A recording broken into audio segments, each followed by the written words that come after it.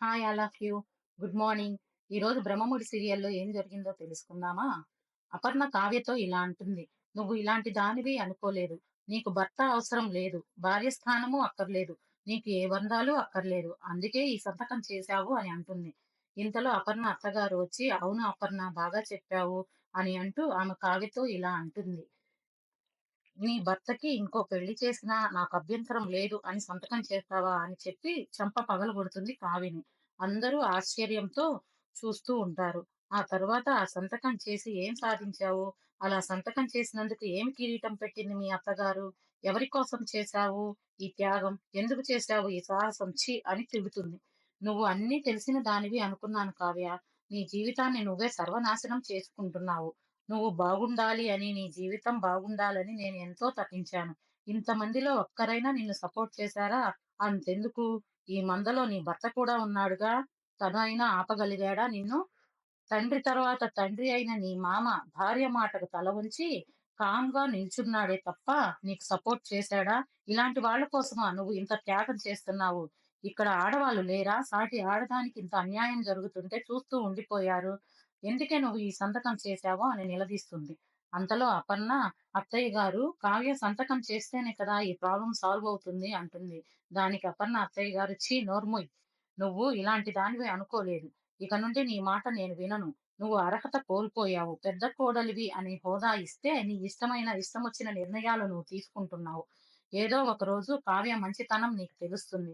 తెలిసిన రోజు కావ్య నిన్ను క్షమించవచ్చునేమో కానీ నేను మాత్రం నిన్ను క్షమించను. నీ అత్తగా నిన్ను ఎప్పటికీ నేను క్షమించను" అని చెప్పి వెళ్ళిపోతుంది.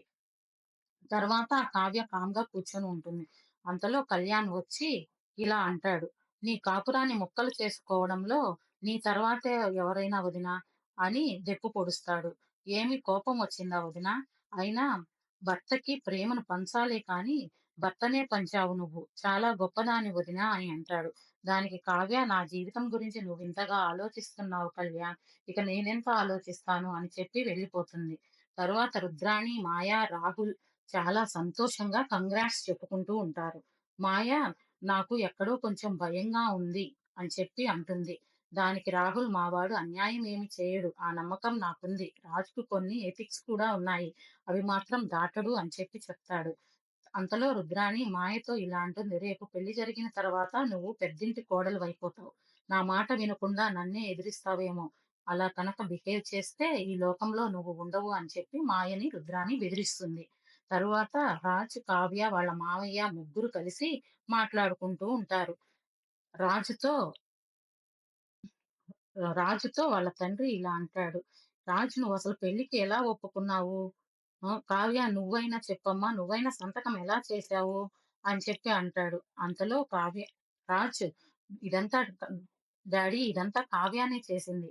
ఆ మాయను తెచ్చి ఇంట్లో పెట్టింది. అదీ కాక పెళ్లికి ఒప్పుకుంటూ సైన్ చేసింది" అని చెప్పి కావ్యని అరుస్తాడు. రాజ్ వాళ్ళ నాన్నగారు, "నా వల్లే ఇదంతా జరుగుతుంది. మీ ఇద్దరి మధ్య గొడవలు కూడా నా వల్లే వస్తున్నాయి. నేను వెళ్లి నిజం చెప్పేస్తాను" అని అంటాడు. దానికి రాజ్, "వద్దు డాడీ, అది చెప్పే నిజమైతే నేనే బాబుని తెచ్చిన రోజే చెప్పేవాణ్ణి కదా" అంటాడు. అంతలో కావ్య ఈ పెళ్లి జరగదు అని మావయ్యను కన్విన్స్ చేస్తుంది. ఇంతలో అప్పు అసలైన మాయ కోసం వెతుకుతూ షాపు వాళ్ళని అడ్రస్లు కనుక్కుంటూ వెతుకుతూ ఉంటుంది. ఇంతటితో ఈరోజు ఎపిసోడ్ అయిపోతుంది. రేపటి ఎపిసోడ్లో అసలైన మాయ మనకు దొరుకుతుందో లేదో తెలుసుకుందాం. అప్పటి వరకు వెయిట్ చేయండి. Thank you all of you. Please subscribe my channel.